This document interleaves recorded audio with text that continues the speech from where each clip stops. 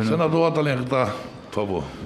Doutora Nise Yamaguchi, a primeira pergunta que eu quero fazer à senhora é se a senhora, para utilizar hidroxicloroquina em pacientes, a senhora fez exames pré-clínicos e clínicos. E se fez, tem os nomes, os exames que foram confirmados que os doentes estavam com a doença, se a senhora acompanhou, e tem os exames depois do tratamento, se deixaram ou não sequelas. A senhora fez exames pré-clínicos e clínicos com hidroxicloroquina.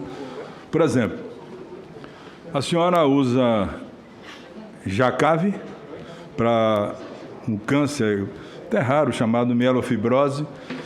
E se a senhora usou, a senhora fez e acompanhou exames pré-clínicos, ou seja, para oncologia, a senhora usa exames pré-clínicos e clínicos, e para o caso de Covid não usa. Se a senhora usou e fez os exames pré-clínicos, eu quero conhecer todos os nomes que a senhora fez os exames pré-clínicos, in vitro, ou em camundongo, e as 4 fases do exame clínico da hidroxicloroquina em pacientes. A hidroxicloroquina tem sido utilizada há mais de 80 anos, sem necessidade de para exames outras doenças, minha senhora. Para outras doenças, não para a Covid-19. Usada para malária, para lúpus, para artrite reumatoide.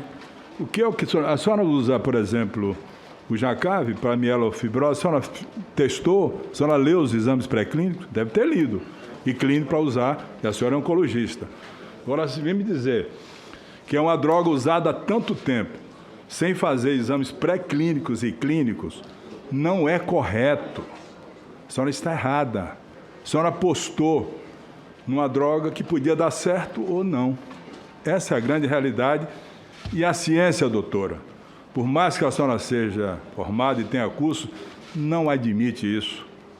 E se apostar no escuro, querer testar uma droga para ver se dá certo ou dá errado. Bom, se a senhora me fornecer os dados todos do paciente, a senhora falou há pouco, 300 e tantos pacientes, com nome, com o diagnóstico de certeza que estava com Covid, o tratamento e as sequelas que ficaram, com os exames de laboratório, a senhora fez o dedímero, a senhora fez dedímero dos seus pacientes? Tem o dedímero aí? Os dedímeros, eles A senhora tem o dedímero? Dos exames que a senhora fez? Dos pacientes? Não tem. Tem exame de tomografia do pulmão? Ou da ressonância? Não tem. Fez para acompanhar? Ficou sequela? Ficou fibrose pulmonar? Como é que a senhora, com a responsabilidade que tem, diz que tratou 370 e tantos doentes, sem comprovar os doentes, sem mostrar os exames?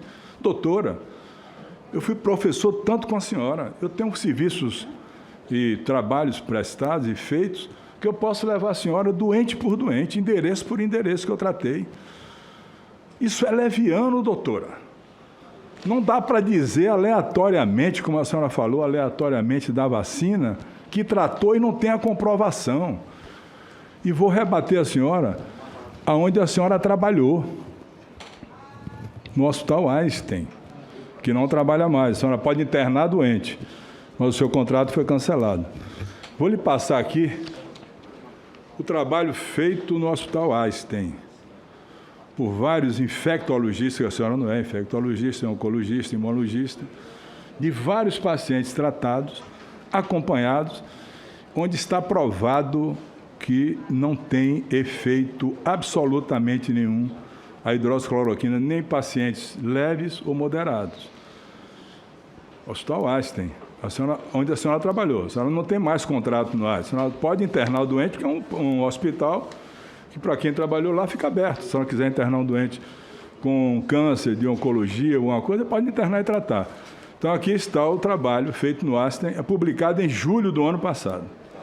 Julho do ano passado. A senhora devia ter consciência, a não ser que a senhora agora, que trabalhou no Einstein, pode dizer assim, olha, eu não trabalho mais lá e tal, não concordo. Mas aqui está o trabalho. Posso passar as mãos da senhora, eu tenho cópia, inclusive estava em inglês, foi traduzido para o português, A senhora pode ler, ou quem quiser ler perfeitamente. Bom, a minha discussão com a senhora é o seguinte: a senhora, para usar qualquer medicação em oncologia, a senhora vai ler que essa medicação ela foi testada, teve exame pré-clínico e clínico. A senhora sabe que são 4 fases do exame pré-clínico em voluntários. As pessoas têm que ser voluntárias para usar a medicação. A senhora não pode pegar uma medicação que é usada para artrite reumatoide, para malária, para lúpus, de repente aplicar e disse, apliquei em 300 e tantos pacientes e deu bom resultado, sem comprovar. Isso, do ponto de vista científico, não é honesto, doutora Lise Yamaguchi. É uma coisa que eu jamais faria isso. Na posição, no currículo de Vossa Senhoria, eu jamais faria isso. Porque eu não tinha como comprovar essa situação. Portanto, é fundamental que se façam os exames todos para comprovar como foi a evolução do paciente com a medicação, o que aconteceu do ponto de vista farmacológico, farmodinâmico, farmocinético, como a droga se desenvolveu dentro do organismo do paciente e quais os efeitos da droga. Bom, se o advogado vai ficar ensinando, o senhor também é médico? Deve ter feito um cursinho rápido também para ajudar a doutora. Então, o que eu quero saber da senhora é que a senhora me apresente o trabalho da senhora, com o endereço dos pacientes para checar CPF, onde mora, aonde não mora, porque o trabalho aqui do Hospital Einstein é completo e conclui que não tem eficácia nem para casos leves, nem para moderados. O hospital que a senhora trabalhou e não trabalha mais, a senhora pode internar, mas o seu contrato foi cancelado lá no Hospital Einstein. Eu peguei, estava em inglês, traduzi para o português e posso lhe passar a hora que a senhora quiser. Mas esse é um caso que, na minha opinião, está claramente certo de que a hidroxicloroquina não funciona. Até porque a senhora deve saber, por exemplo, qual é a diferença entre um protozoário e um vírus. A senhora sabe? Qual é a diferença, doutora? Doutora Anísia, eu estou perguntando à senhora. A senhora sabe qual é a diferença entre um protozoário e um vírus? Pode dizer? Vou responder todas as suas perguntas. A senhora sabe dizer o que é a diferença entre um protozoário e um vírus? Presidente. Por favor, estou lhe perguntando. Agora está na hora de ele perguntar. Pela hora de o quê? Estou perguntando. Ele está perguntando à doutora Anísia para ela responder se ela sabe a diferença entre um protozoário e um vírus. Eu estou perguntando, diga do ponto de vista científico o que é um protozoário e o que é um vírus. Qual é a composição de um e de outro? A senhora sabe? Então, vamos começar pela discussão que o senhor colocou. Não, né? não, primeiro a senhora vai me responder agora o que é um protozoário e um vírus, por favor. Exatamente. Nós temos aqui uma... Sim, a senhora defina do ponto de vista orgânico do que é um protozoário e um vírus. Por favor. A senhora é médica formada, você elogiou tanto o currículo da senhora. Me diga, por favor, o que é um protozoário e o que é um vírus, diferença entre um e outro, só isso. Os protozoários são organismos celulares e os vírus são organismos que têm conteúdo de DNA ou RNA. No caso do Covid, não, senhora, nós não, temos senhora, senhora, peraí. um caso... Não, senhora, tenha paciência. Sim, não é assim, tem definições não é bem diferentes. assim, não. Não é bem assim, não. O que eu quero dizer para o senhor... Não é bem assim, não. Não é bem assim, não. A senhora não é infectologista, se transformou de uma hora para outra, como muitos no Brasil se transformaram em infectologista, e não é assim. Os protozoários são organismos mono- ou unicelulares. E os vírus são organismos que têm uma proteção proteica, capsídeo e internamente o ácido nucleico. Completamente diferente do que a senhora falou aí. A senhora não soube explicar o que é o vírus. Vírus não são nem considerados seres vivos. Portanto, uma medicação para protozoário nunca cabe para vírus. Por exemplo, doutora, quando surgiu o H1N1, a gripe H1N1, a ciência foi atrás de um medicamento antiprotozoário ou antiviral? Me diga, responda. Não, foi um antiviral? Antiviral. Pois bem, não foi antiprotozoário. A ciência agora está buscando para o coronavírus. Aliás, a senhora sabe a que família, a que grupo pertence o Covid-19? A coronavírus. Hein? Ele é um coronavírus. Mas a que grupo? Ele pertence a... A senhora não sabe, infelizmente. A senhora não sabe nada de infectologia. Nem estudou, doutora. A senhora foi aleatória mesmo, superficial. O Covid-19 é da família dos beta-coronavírus. Sim, a coronavírus. A senhora não disse. A primeira manifestação, doutora, me perdoe, eu não queria nem constranger a senhora, porque eu vi logo do começo que a senhora sabia oncologia e imunologia, mas não tinha nada de conhecimento de infectologia. Já vi logo do começo. Eu não queria nem falar isso. Estava na dúvida se eu vinha questionar, não, para não deixar a senhora, como se diz na gíria, em saia justa. Eu gostaria a senhora sabe quando responder. foi que aconteceu a primeira manifestação do coronavírus no mundo? O primeiro caso no mundo. A senhora sabe a data? Sim. E que tipo de coronavírus foi? Exatamente. Diga o número, diga o ano. Pode pegar os livros aí, porque a senhora não tem na cabeça, certamente não leu, não estudou.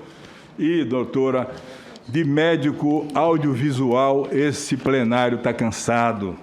De alguém que o viu e não leu, e não se aprofundou, e não tem estudado. Eu falo com a senhora porque eu tenho, desde que começou essa doença, lido tudo sobre essa matéria. Tudo. E não preciso pegar e olhar aqui o que eu estou lendo, o que eu estou vendo, não. Não preciso ler para ver, não.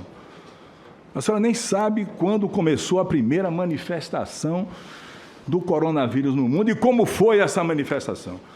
Então, a senhora não podia, de jeito nenhum, estar debatendo um assunto que não era do seu domínio.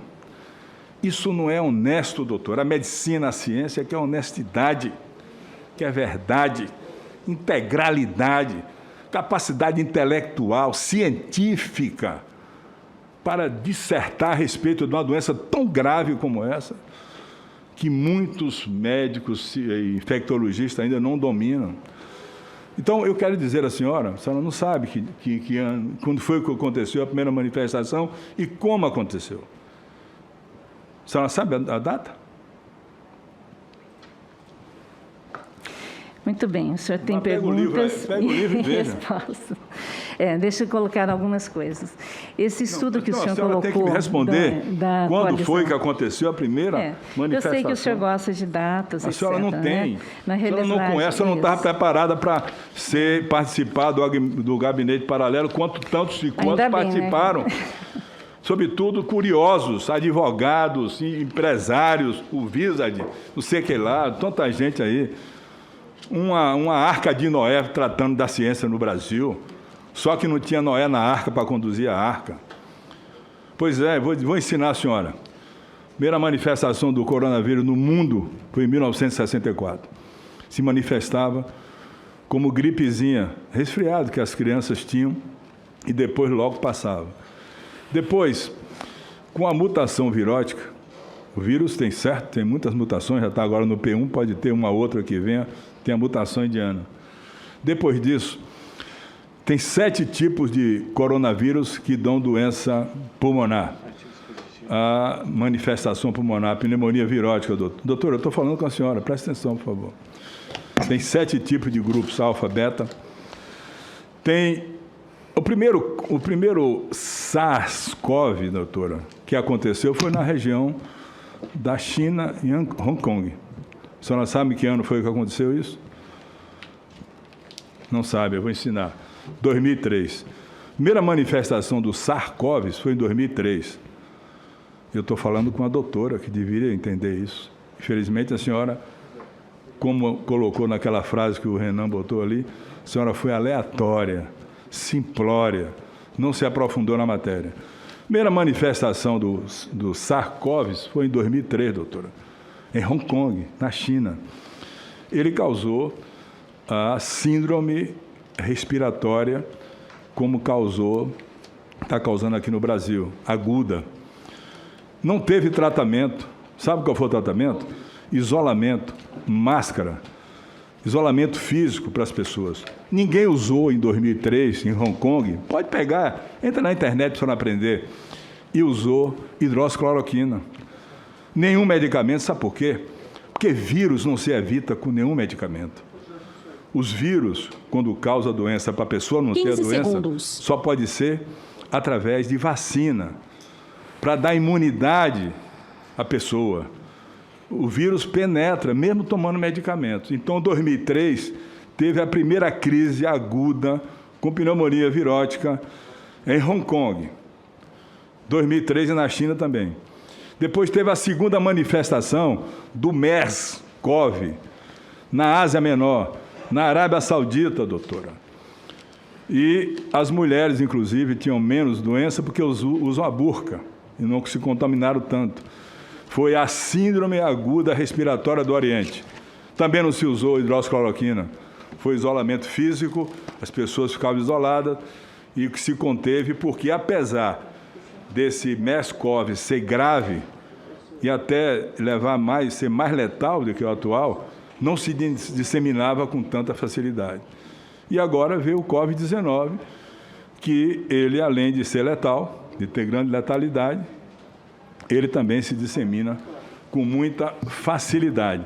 Em nenhum desses casos atrás, 2003, 2000, lá em Hong Kong, ou em 2013, se usou nenhuma medicação para conter as duas manifestações do coronavírus. Em nenhuma delas se usou absolutamente em nenhum momento.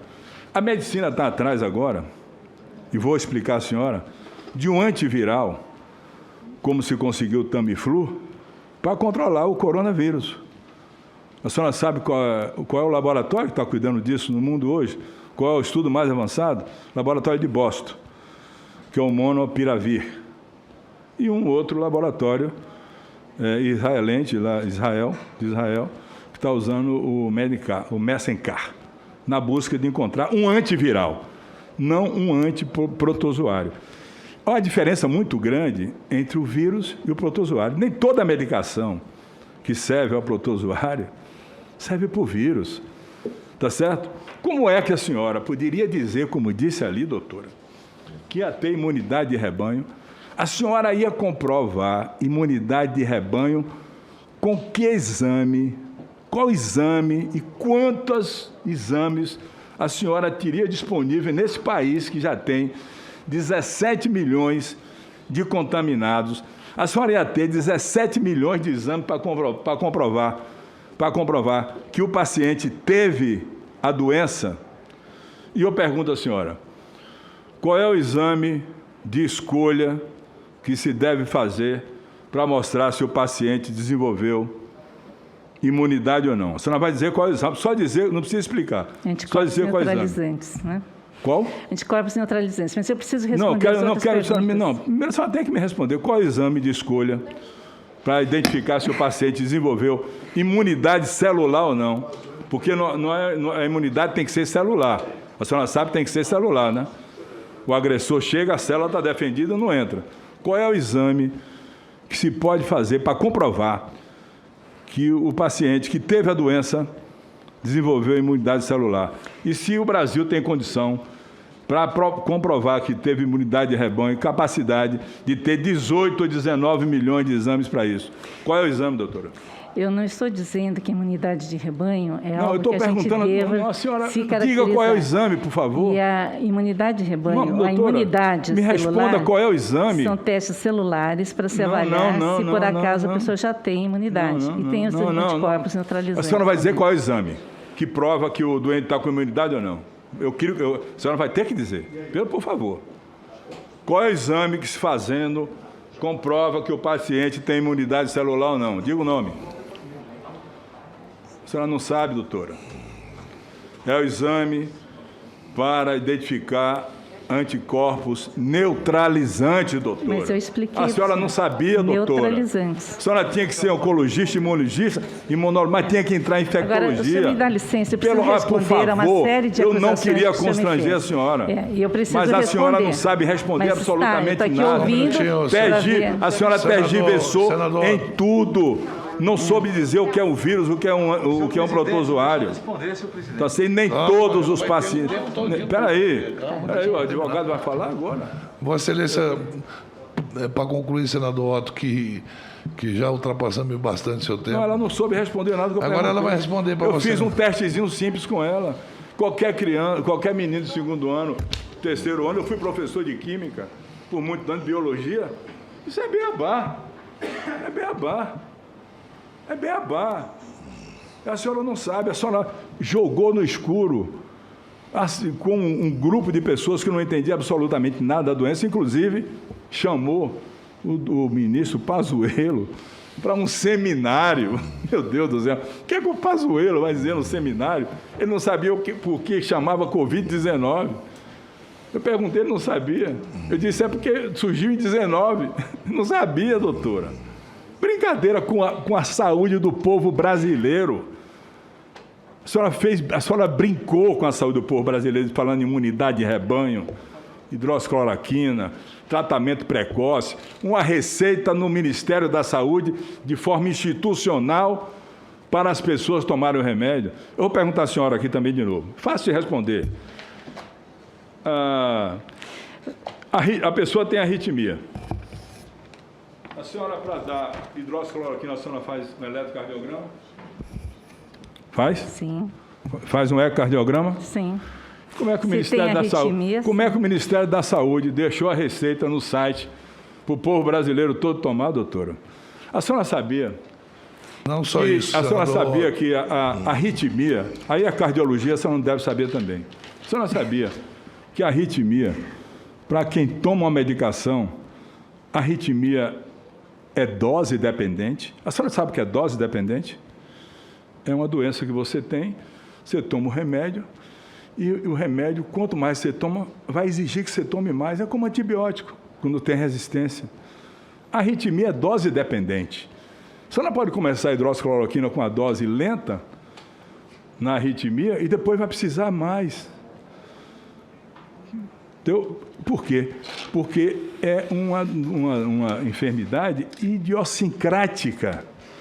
Pela natureza dela, a pessoa que tem também a arritmia pode receber uma medicação e ter reação à medicação. E mais eu pergunto à senhora, se a pessoa tem arritmia e tem um espaço QT longo, ela pode usar hidroxicloroquina? Doutora, eu estou perguntando. Não. Não pode, não. E como é que dá a receita para o povo todo, para o Brasil todo? A senhora sabe quantas pessoas morreram, doutor? Eu faço com o meu coração cortado, doloroso. Eu perdi um colega meu, desavisado, doutor Gilmar Calazans Lima, que não sabia que tinha arritmia, tomou hidroxicloroquina, tinha um espaço QT longo e morreu, parada cardíaca e respiratória. A senhora contribuiu para botar no teste COVID hidroxicloroquina para o Brasil tomar. O presidente da República levantou a caixa, toma aqui. Que um médico receite, ele assume, ele tem CRM, ele assume, ele faz a receita dele, eu vou assumir, eu vou responder no meu conselho, senador, eu vou responder por isso, mas fazer uma coisa dessa natureza, a senhora maculou a sua imagem tomando essa iniciativa, que eu sei que foi, pode ser até, não sei direito, foi por um momento de querer ajudar, mas também de querer ser ministra da Saúde e não conseguiu. Muito obrigado. Não. A palavra da doutora Yamaguchi. A doutora Yamaguchi, assim que terminar de falar, ela pediu para que a gente suspendesse a reunião por 20 minutos e depois voltaríamos com o senador Jorginho e senador Randolph.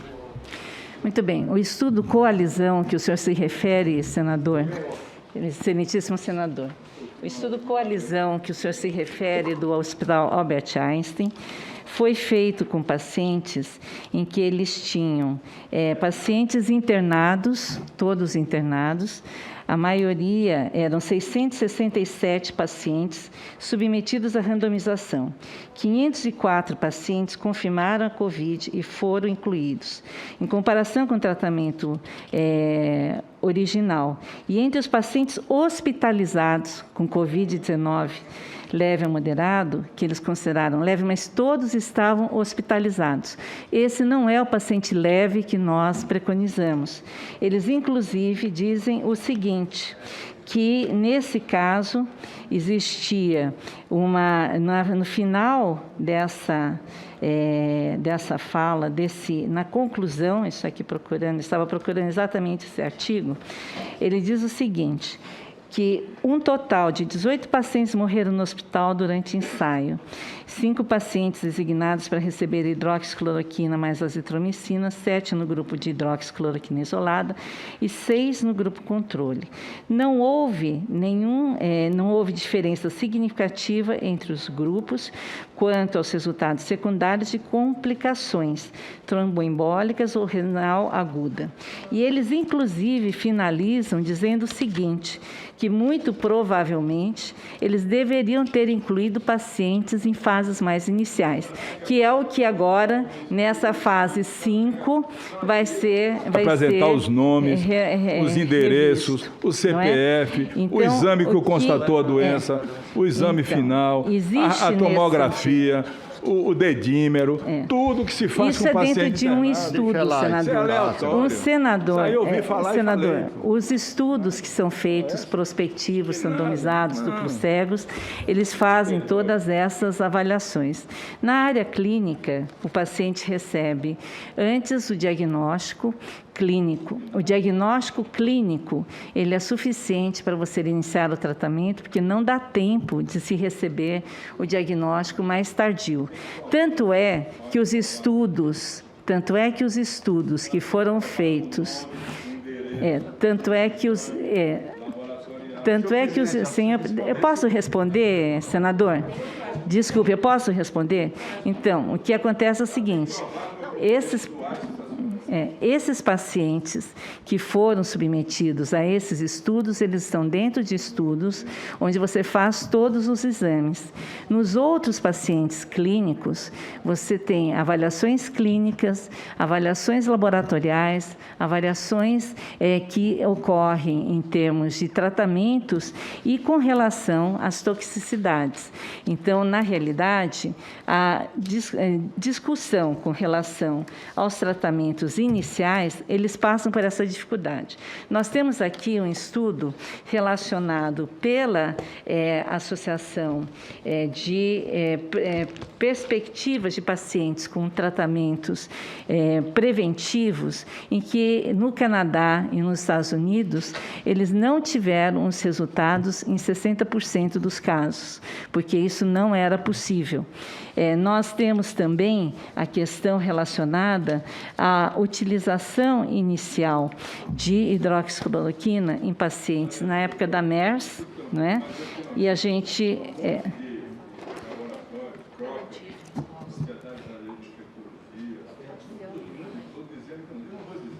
Eu não debati com a senhora nome de laboratório, eu debati com a senhora ciência, a senhora não soube responder. Isso. Eu posso botar aqui um mundo de laboratórios que é contra. A senhora conhece Cochrane? Sim. São 400 e tantos cientistas que são contra essa. Senador. Então, eu quero mostrar à senhora trabalho. Isso. Senador, eu gostaria de poder responder. O trabalho da senhora com os nomes dos pacientes, com exames confirmados, com o tratamento, com o resultado. Eu não estou falando. Então, eu queria o endereço, onde foi que a senhora pegou em São Paulo, qual são os endereços. Senador, Então, nós vamos ter que trazer aqui, Foi feita uma pesquisa com pessoas de acima uma da coisa idade. é pesquisa Na e a outra Prevent coisa é Senior. assistência. No Prevent Senior foi feita essa pesquisa e nós vamos trazer a Prevent Senior para saber. O que é, presidente? Prevent Senior, onde a doutora Yamaguchi trabalhou. Aí nós vamos pedir todo o trabalho que foi feito lá, que deve ser um trabalho muito aprofundado lá, né, doutora? Parou aí. Na realidade, eu Não acho que o senhor não está desejando que eu Aconteceu o responda. primeiro caso de Covid-19? Senador, só para concluir, por favor.